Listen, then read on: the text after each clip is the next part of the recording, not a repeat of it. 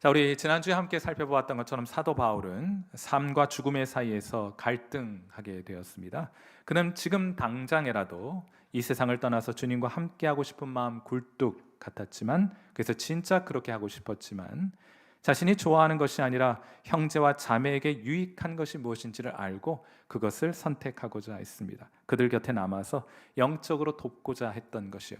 사랑하는 성도 여러분, 날마다 여러분의 신앙을 점검하시게 되기를 바라는데, 어떤 기준을 가지고 점검하느냐?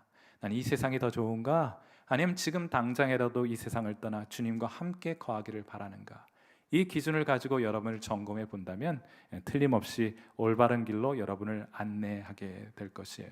자, 그로 인해서 사도 바울은 지금이라도 당장 떠나서 주님과 함께하고 싶지만 아직 내가 도와야 할 너희들 사람들이 있었기 때문에 그들 곁에 머무는 것이 더 낫겠다고 최종적인 결정을 내리게 됩니다. 이로 인하여 교회 안에 큰 기쁨과 자랑이 있게 될 것을 기대하는 마음으로 말이에요. 자, 오늘은 구체적으로 이 빌립보 교인들은 외적으로는 핍박을 받고 있었고 내적으로는 분열이라는 이중고를 겪고 있었는데, 이들을 향한 사도 바울의 처방에 대해 살펴보고자 합니다. 오늘 설교 세 가지 요점을 가지고 있는데, 그 첫 번째 요점은 이것입니다. 바울은 빌립보 교인들에게 복음에 합당하게 살라고 권고합니다.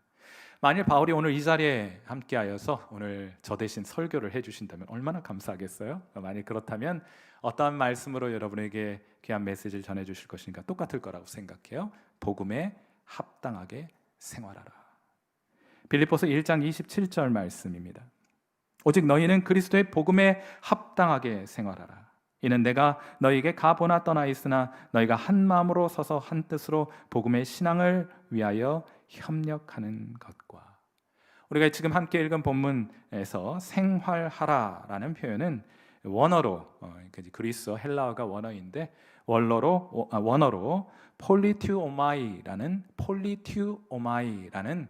단어가 사용이 되었어요. 자, 그런데 이와 비슷한 소리를 내는 표현이 빌립보서의 다른 곳에서도 발견이 되는데, 그것은 3장 20절에도 비슷한 소리를 내는 어휘가 사용이 되었습니다.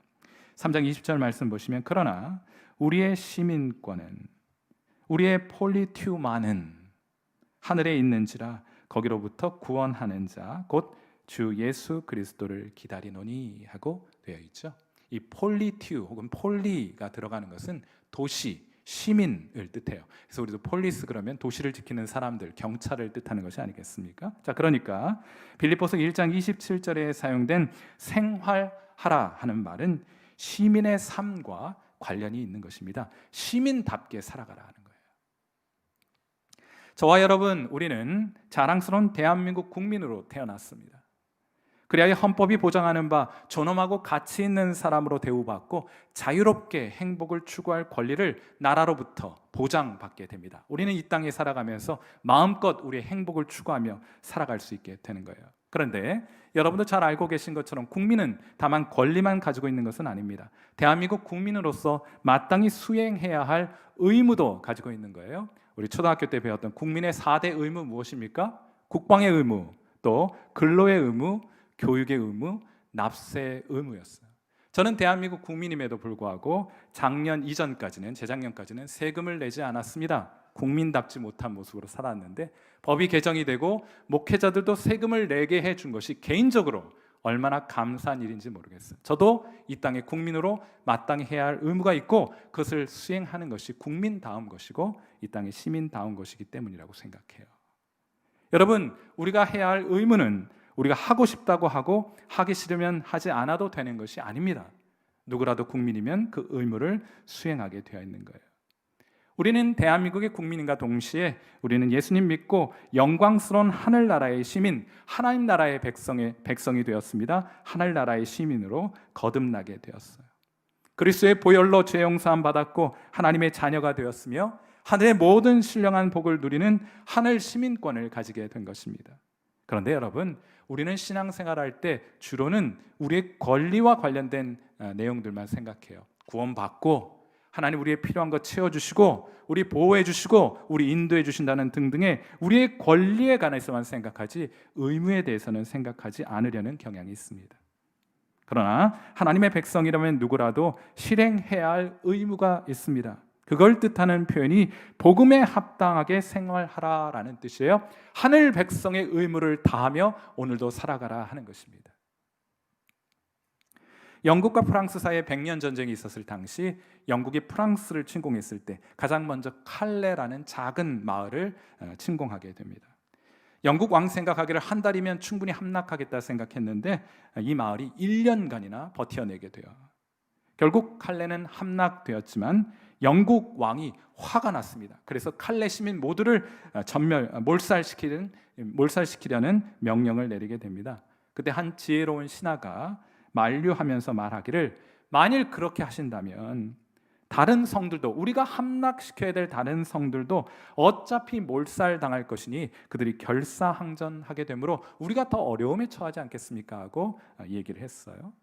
왕이 듣고 보니 일리가 있습니다. 그래서 왕이 타협안을 제시하게 됩니다. 그들을 다 몰살시키는 대신 칼레 시민 가운데 딱 6명을 죽일 테니 6명을 데리고 오라 하고 명령을 내리게 돼요. 여러분 생각해 보세요. 어떻게 그 많은 이 칼레 시민 가운데 6명 죽으라고 선택할 수 있겠습니까? 칼레 주민들은 함께 모여 회의를 했고 결국 제비를 뽑아 6명을 결정하기로 합니다. 이때 한 노인이 일어나서 말합니다. 안 됩니다, 안 됩니다. 절대로 그런 식으로 결정하면 안 됩니다. 만일 나라를 위해 희생할 사람을 제비 뽑기로 결정을 한다면 결과적으로 재수 없어서 애국하는 셈이 되지 않겠습니까? 그러니 우리의 후손들을 생각해서라도 어렵더라도 자원하는 사람을 희생자로 선발합시다. 나는 이곳에서 가장 부자이고 이 칼레시에서 가장 부자이고 살 만큼 살았으니 내가 먼저 자원하겠소 하고 스스로 자원하여 나서게 됩니다. 이 영웅적인 연설에 감동하여 나머지 5명이 스스로 자원을 하게 되는데 실제로 있었던 이야기예요. 시간이 많이 흘러 여러분 잘 알고 계신 조각가 로댕, 생각하는 사람을 조각한 로댕을 알고 계시죠? 이 로댕이 칼레시로부터 이 영웅적인 사건을 작품으로 표현하도록 의뢰를 받게 됩니다. 그리고 10여 년에 걸쳐 심혈을 기울인 끝에 탄생한 작품이 바로 칼레 시민이라는 조각 작품이에요. 그런데 여러분 한번 이 조각상을 자세히 한번 들여다보세요. 이 작품이 완성되었을 때 이 조각 작품을 의뢰했던 당국자들이 적지 않이 실망하게 됩니다. 영웅적인 칼레 시민들의 모습을 기대했었는데 작품 속 인물들 다 한번 보세요. 침통하고 나약한 모습으로 근심과 걱정과 염려가 가득한 표정으로 그렇게 조각되어 있지 않습니까? 그래서 칼레 시는 이 작품을 반품하려고 합니다. 그럴 이때 로댕이 그 당국자들을 향해 말하는 거예요. 여러분, 그건 뭘 모르고 하시는 소리입니다. 이 칼레 시민들이 위대했던 것은 이들이 죽음을 초월했기 때문이 아니라 우리처럼 죽음이 너무나 두려웠지만 나라를 위해 기꺼이 자원했기 때문입니다 하고 그들에게 다시금 역설했다는 거예요. 사랑하는 성도 여러분, 죽음의 위협과 내분으로 공경에 처해 있던 빌립보 교인들을 향해서 바울은 오히려 하늘 시민으로서의 의무를 지금 더욱더 잘 감당해야 한다고 말해주고 있습니다. 사도 바울이 이 어려움을 몰랐던 것이 아닙니다. 또한 이들이 처한 상황에서 그렇게 하는 것이 쉽다고 말하는 것도 아니에요. 그러나 시민의 의무는 우리가 하고 싶고 형편이 넉넉할 때만 행하는 것은 아니지 않습니까? 어떤 상황에서든지 천국 시민으로서의 의무를 다해가는 것이 마땅한 모습이 아니겠어요? 사랑하는 귀한 성도 여러분, 여러분이 처해 살아가는 현실 그리 녹록지 않다는 것 잘 알고 있습니다. 어떤 이들은 많은 힘겨움과 고난의 문제로 신음하며 오늘을 살아가고 있을지도 모르겠어요. 그러나 그러한 여러분들을 향해 성경을 통하여 다시 한번 권면하기를, 복음에 합당한 생활을 하십시오. 천국 시민의 합당한 의무를 다해 가시는 귀한 성도 여러분 되시기를 주님의 이름으로 축원합니다. 자, 그러면 우리가 하늘 시민으로서의 의무가 뭔지 알아야 역경과 고난 가운데에서도 그 의무를 다해 갈 것이 아닙니까? 해서 그 하늘 시민으로서의 의무가 무엇인가? 두 번째 요점입니다. 복음에 합당한 삶이란, 천국 시민들이 감당해야 할 의무란 국방의 의무, 근로의 의무, 교육의 의무 이런 것이 아니고 두려워하지 않는 거예요. 그것이 천국 시민들에게 주어진 의무입니다. 빌립보서 1장 28절 말씀 같이 한번 보죠. 무슨 일에든지 대적하는 자들 때문에 두려워하지 아니하는 이 일을 듣고자 함이라. 이것이 그들에게는 멸망의 증거요 너희에게는 구원의 증거니 이는 하나님께로부터 난 것이라. 빌립보 교인들을 향해 바울이 말하는 것입니다. 대적하는 자들 때문에 두려워하지 말아라. 이것이 천국 시민의 의무가 되는 것이니 그 복음에 합당한 삶을 살아가라 하고 촉구하고 있는 것입니다. 그런데 이 말을 역으로 생각해 보면요, 지금 빌립보 교인들이 두려워할 만한 상황 가운데 있다는 거예요. 그러니까 두려워하지 말라고 하죠. 이 세상의 시민권을 가진 사람들, 이 세상의 시민권만을 가진 사람들은 이런 경우 두려워합니다. 그것이 당연한 것이에요. 하지만 예수 믿는 저와 여러분에게는 이 땅의 시민권 말고 또 다른 시민권이 있지 않습니까? 하늘 백성으로의 시민권을 가지고 있는 거예요.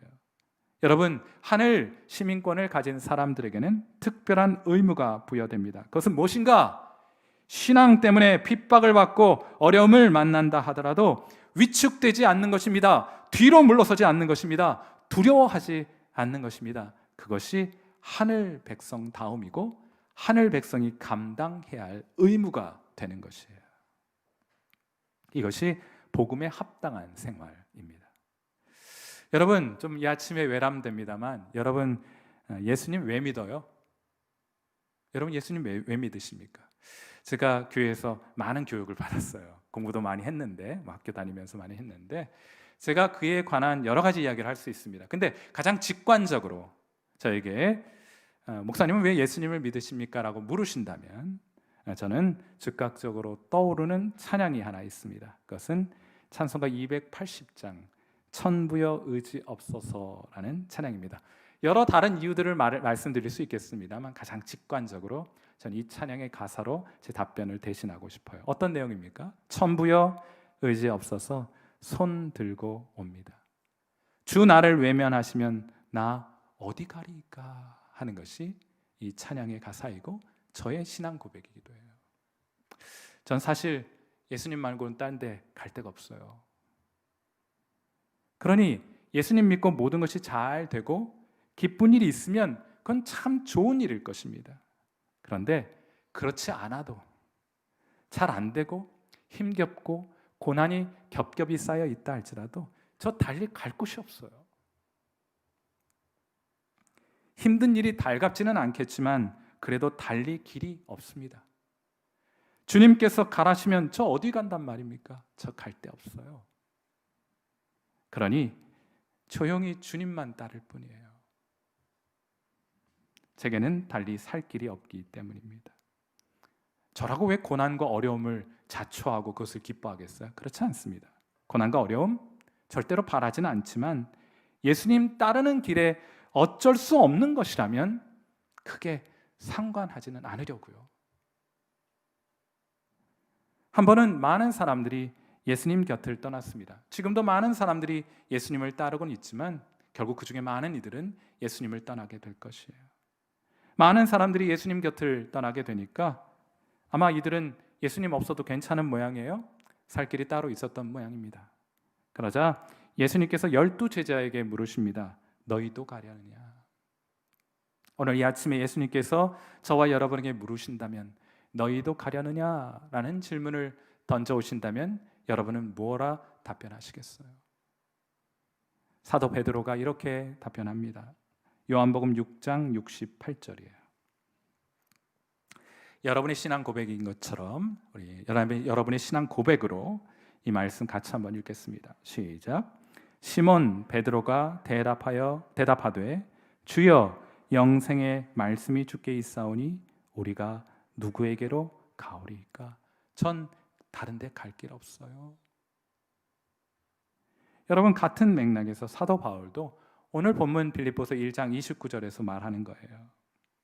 그리스도를 위하여 너에게 은혜를 주신 것은 다만 그를 믿을 뿐 아니라 그리하여 하나님 우리에게 주시는 귀한 축복 받아 누릴 뿐만 아니라 또한 그를 위하여 고난도 받게 하려 하심이라. 고난이 다가온다 할지라도 주님 따르는 그 일에는 변함없게 하시기 위해 은혜를 주신 것이다 하고 말씀하고 계신 겁니다. 성도들이 고난을 일부러 자초할 필요는 없습니다. 자학적인 크리스찬이 있어요. 자기를 막 괴롭혀야 신앙생활을 잘하는 것 같이 느끼는, 막 목욕탕 가서 때를 막 괴롭히면서 베껴야 목욕을 한 것 같다고 생각하는 그런 종류의 신앙들이 있는데, 성경 아무리 찾아봐도 자학적인 크리스찬은 성경적 크리스찬이 아니라고 생각합니다. 그러나 그것이 예수님을 따르는 데 불가피한 것이라면 고난도 달게 받겠다는 성경의 사람들, 믿음의 사람들은 성경에 가득한 것을 확인할 수 있게 돼요. 사랑하는 성도 여러분, 여러분에게도 그런 고백이 있지 않으십니까? 이런 고백을 하시는 분들 즐겨 부르는 찬양이 있습니다. 여러분이 자주 부르시고 즐겨 부르시는 찬양은 그 찬양을 많이 교회에서 사용하기 때문이기도 하지만 여러분의 심령에 닿아 있기 때문이에요. 여러분이 그 찬양의 가사를 같이 공감하고 고백하기 때문인데, 그러한 찬양 가운데 찬송가 323장, 여러분 잘 알고 있는 찬양 있지 않습니까? 우리의 신앙 고백 아니에요? 우리 찬양 한번, 가사 있죠? 한번 같이 한번 불러볼까요? 부름받아 나선 이 몸 어디든지 가오리다. 괴로우나 즐거우나 주만 따라가오리니 어느 누가 막으리까. 죽음인들 막으리까. 어느 누가 막으리까.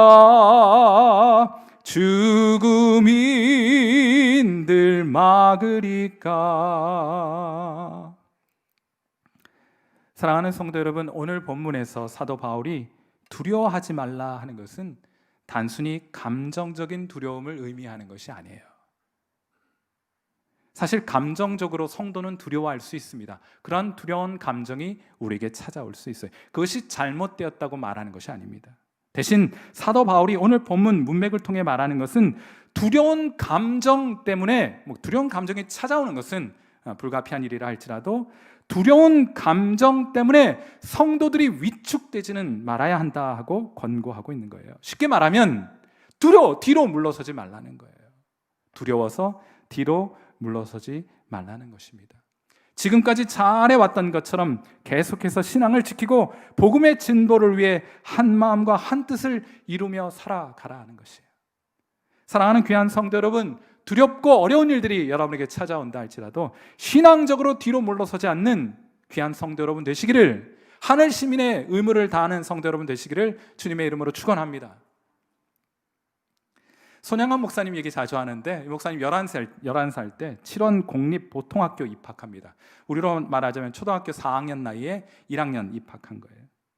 당시 이 학교에서는 천황이 살고 있는 동쪽을 향해서 아침 조회 시간마다 절을 하는 동방요배라는 의식을 거행하고 있었습니다.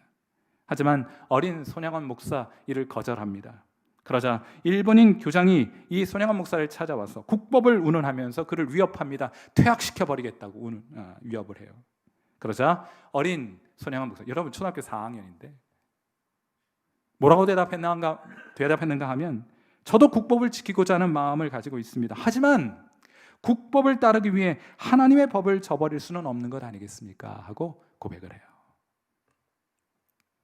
그러자 일본인 교장 선생 화가 단단히 납니다. 그리하여 어린 손양원의 얼굴에 침을 뱉고 뺨을 후려쳤는데, 얼마나 세게 후려쳤냐면 코피가 터지도록 뺨을 후려쳤고 뺨이 퉁퉁 부어오르도록 뺨을 쳤다는 거예요. 퇴학시켜버리겠다고. 그렇게 손양원 목사 학교를 마치고 집으로 돌아왔는데 아버지가 보니 얼굴이 퉁퉁 부어온 거예요. 학교에 무슨 일이 있었나 보다. 사정 이야기를 듣고 아버지가 뺨이 퉁퉁 부은 아들을 붙들어 안고 무릎 꿇어 하나님 앞에 기도했다는 거예요. 뭐라 기도했는가 하면, 주님, 이 부족한 것에 미천한 아들에게 이런 시련 주시니 감사합니다. 쇠는 두드릴수록 더욱 강해진다고 했습니다. 앞으로 더 큰 일에 사용하시기 위해 제 아들을 더 큰 망치로, 더 강한 힘으로 두드려 주옵소서 하고 하나님 앞에 기도했어요. 사랑하는 성도 여러분, 이 정신이 뒤로 물러서지 않고 오히려 우리에게 역경과 고난과 어려움이 다가올수록 주님 붙들고 믿음의 발걸음 한 걸음 더 내딛게 하는 이 정신이야말로 사도 바울이 오늘 본문을 통해 우리에게 도전하고 있는 하늘 시민다운 모습이 아닌가 하고 생각해 보아요. 나중에 이 일본인 교장 선생 손양원 목사 퇴학시키겠다고 이렇게 외쳤던, 위협했던 이 교장 선생, 자기가 먼저 다른 곳으로 쫓겨났어요. 사랑하는 성도 여러분, 꼭 기억하세요. 하나님은 여러분이 감당할 수 없는 시험을 허락하지 않으십니다. 하나님은 여러분이 감당할 수 없는 어려움을 허락하지 않으세요. 그러므로 두려움을 떨쳐버리고 믿음을 가지고 오히려 그 두려운 상황을 여러분의 믿음과 신앙을 성장시키고 성숙할 수 있는 기회로 삼아 하나님께 기도하며 앞으로 믿음의 발걸음 내딛는 귀한 성도 여러분 되시기를 주님의 이름으로 축원합니다. 그것이 하나님 백성으로서의 의무를 다하는 삶의 모습이에요. 두려워하지 않는 것입니다. 자, 오늘 설교의 마지막 요점, 또 복음에 합당한 삶을 살아간다는 것의 두 번째 의미는 바로 하나가 되어 협력하는 것이다 하는 겁니다. 다시 한번 빌립보서 1장 27절 말씀 읽어주시길 바랍니다. 같이 한번 읽도록 하죠. 시작. 오직 너희는 그리스도의 복음에 합당하게 생활하라. 이는 내가 너희에게 가보나 떠나 있으나 너희가 한 마음으로 서서 한 뜻으로 복음의 신앙을 위하여 협력하는 것과, 여기 협력한다 할 때 사용된 동사가 쉰 아슬레오라는 거예요. 함께 경기하다, 함께 전투하다라는 뜻이에요. 스크럼을 짜고 어깨와 어깨를 맞대고 서로를 의지하면서 적과 더불어, 상대와 더불어 싸운다라고 할 때 사용되는 단어가 바로 쉰 아슬레오라는 단어입니다. 이건 굉장히 전문적인 용어예요. 스크럼 짠다는 뜻입니다. 성도의 승리의 비결이 무엇이냐? 하나됨입니다. 빌립보서 2장 2절, 그런 의미에서 이 역경과 고난 가운데 있는 빌립보 교인들이 승리할 수 있도록 사도 바울은 빌립보서를 통해 안내하게 되는데, 같은 마음, 한 마음이라는 단어가 매우 빈번하게 발생할 뿐만 아니라 강조하고 있어요. 빌립보서 2장 2절 한번 보겠습니다. 마음을 어떻게 해요? 같이 하여 같은 사랑을 가지고 뜻을 합하여 한 마음을 품으라고 말해주고 있어요. 한 마음으로 연합하라는 뜻입니다. 그런데 여러분, 이 구절을 해석하실 때 그러니까 우리가 하나 되면 되겠지 이렇게 생각하기 쉬울 텐데, 그냥 너무 섣불리 결론 내지 마시고 빌립보서 2장 2절 앞쪽에 있는 절은 몇 절입니까? 제가 대체로 어려운 질문은 잘 던지지 않는 편이에요. 빌립보서 2장 2절의 앞구절은 2장 1절입니다. 그걸 주목해 보시는 것이 필요해요. 매우 충격적인 사실을 하나 발견하시게 될 거예요. 자, 빌립보서 2장 1절 말씀 한번 보세요. 그러므로 그리스도 안에 무슨 권면이나 사랑의 무슨 위로나 성령의 무슨 교제나 긍휼이나 자비가 있거든. 다시 얘기하면 이러한 일들이 일어나거든 하나가 되어야 한다라는 뜻이에요. 이러한 일들이 무엇입니까? 그리스도께서 함께 하실 때 성령으로 충만한 교회 가운데 나타나는 현상들이에요. 하나님이 우리 가운데 함께 하시면 이런 현상들이 나타납니다. 무엇입니까? 영적인 권면이 있고, 사랑의 위로가 있고, 사랑의 교제와 긍휼과 서로를 향한 긍휼과 자비의 마음이 생기게 되는데, 하나님이 우리와 함께 하시면 이런 마음, 이런 현상, 이런 특징들이 나타나게 된다는 거예요. 그러니까 이런 현상들이 교회에 나타나게 된다면, 다시 말해 하나님이 너희 중에 함께 하시게 된다는 것을 알게 된다면, 그분의 거룩하신 임재가 너희 가운데 있게 된다면 너희가 해야 할 일이 있다는 거예요. 여러분 같으면 어떤 일을 해야 한다고 말씀하시겠어요? 하나님 우리 가운데 함께 하셔요. 만약 하나님 이곳에, 우리 교회 가운데, 지금 예배드리는 이 예배 가운데 하나님이 함께 하셔서 그 영광스러운 임재하심을 성도들로 알게 하신다면, 우리는 마땅히 어떠한 반응을 하나님께 보여야 된다고 생각하십니까? 가장 우선적으로 우리는 무엇을 해야 한다고 생각하세요? 가장 먼저는 무릎 꿇어 하나님을 경배하고 찬양할 것입니다. 또 하나님의 이름을 불러 아뢰며 그분의 이름을 높여 드릴 것입니다. 기도하겠습니다. 또 선교사로, 목회자로 혹은 교회 일꾼으로 헌신하겠습니다. 아니면 제 가진 귀한 재물 주님께 드려 우리의 사랑과 감사를 표현하겠습니다 하고 말할지 모르겠어요. 좋은 것입니다. 다 아름답고 좋은 것이에요. 그러나 성경은 그렇게 말하지 않습니다. 그보다 먼저 해야 할 일이 있어요. 하나님의 영광스러움으로, 하나님의 임재로 이곳이 가득하게 될 때 우리가 가장 우선적으로 해야 하는 것은 다툼을 중단하는 것입니다. 형제와 자매를 향한 미움의 마음을 버리는 것입니다. 허영을 버리고 스스로를 낮추어 겸손한 마음을 갖는 것입니다. 여러분은 하나님의 임재를 바랍니다. 여러분은 하나님의 기적적인 역사가 우리 교회 가운데 나타나기를 바랍니다. 우리는 하나님의 거룩하신 임재를 바로 이곳에서 예배 가운데 경험하고자 합니다. 그런데 제가 여러분에게 던지고 싶은 질문은, 여러분은 하나님의 그 영광스러운 임재를 감당할 준비가 되어 계십니까?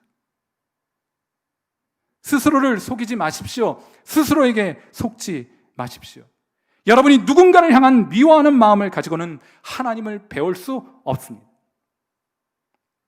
스스로를 높이고 자랑하는 마음을 가지고는, 나는 잘하는데 다른 사람은 그렇지 못하다는 교만한 마음을 가지고는 여러분은 하나님의 임재 안으로 들어갈 수가 없습니다.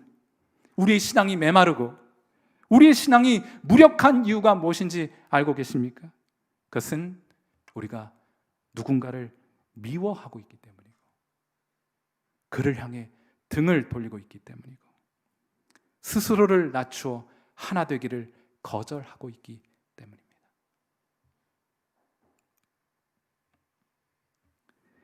심리학 용어 가운데 양파 이론이 있어요. 양파 이론이라고. 양파는 이제 자꾸 까도 끝이 없이 까진다는 거 아니에요?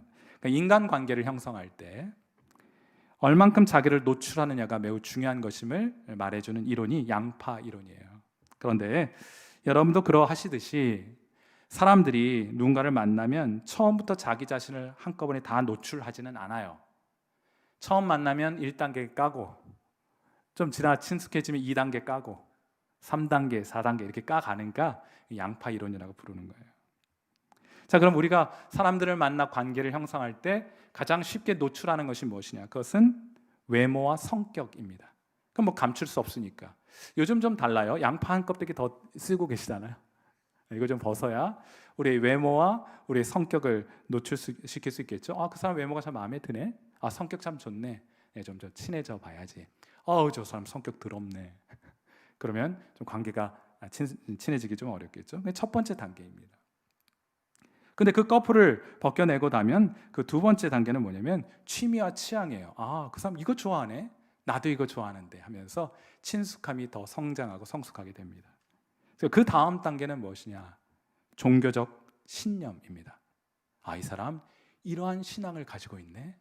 아, 나랑 마음이 맞는 이유가 어디 있었는가 보니까 그 사람 신앙 가지고 있네 하면서 여러분 신앙인들이 더 친숙해지는 단계가 세 번째 단계인데 좀 더 벗겨내셔야 돼요. 네 번째 단계는 무엇이냐? 인생의 목표예요.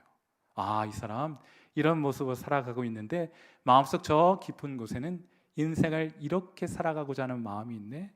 야, 참 멋지다. 나랑 친구였으면 참 좋겠네. 나와 믿음의 동지가 되었으면 좋겠네 하는 마음을 가지게 되는 거예요.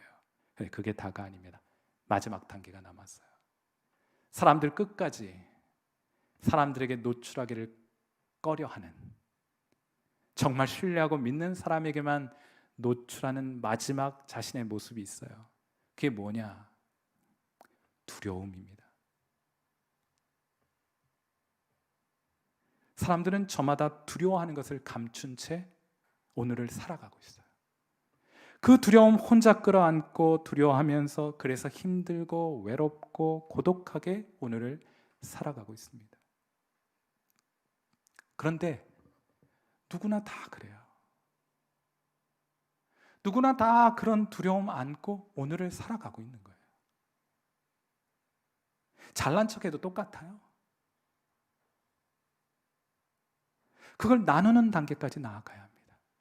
그러므로 오히려 두려운 상황을 직면했다는 것은 진짜 참된 의미에서 성경적 만남을 가질 수 있는 절호의 찬스가 되는 거예요.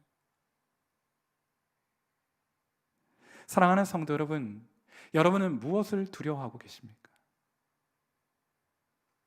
여러분이 감춰놓고 심지어는 배우자에게도 드러내지 않는 여러분만의 두려움은 무엇입니까?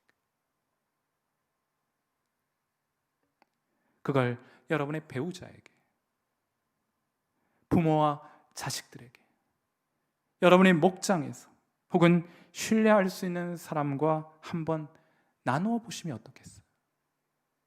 여러분이 진짜 그 두려워하고 있는 그 문제를 누군가와 함께 나누게 될 때, 여러분 진정한 의미에서의 믿음의 동역자를 만나는 귀한 은혜와 축복이 있게 될 것입니다. 빌립보 교회는 비록 두려운 상황에 처해 있었지만 하나 되어야 하는 이유가 또한 저는 여기 있다 생각해요. 하나님께서 우리를 축복하셔서 고난과 역경과 두려움 가운데 오늘을 살아가지만 그러나 그것들을 함께 나눔으로 진정한 의미에서의 교회의 하나됨을 경험하는 귀한 축복과 은혜가 우리 성일교회 가운데 풍성히 경험되는 축복이 있게 되기를 주님의 이름으로 축원합니다. 함께 기도하겠습니다.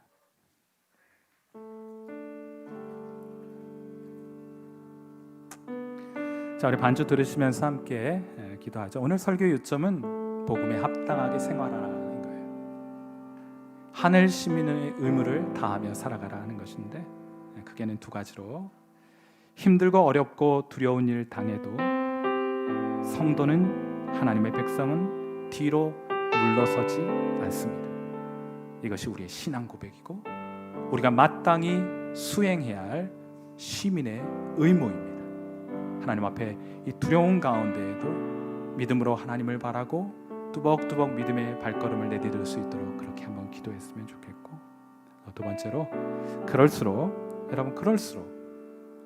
두렵고 힘든 상황에 노출되어 있을수록 모든 미워하는 마음, 다투는 마음을 내어버리고 서로 하나 되기를 힘쓰는 그런 성도와 교회가 될 수 있도록 우리 시간 함께 하나님 앞에 기도하는 시간 같습니다. 기도하겠습니다.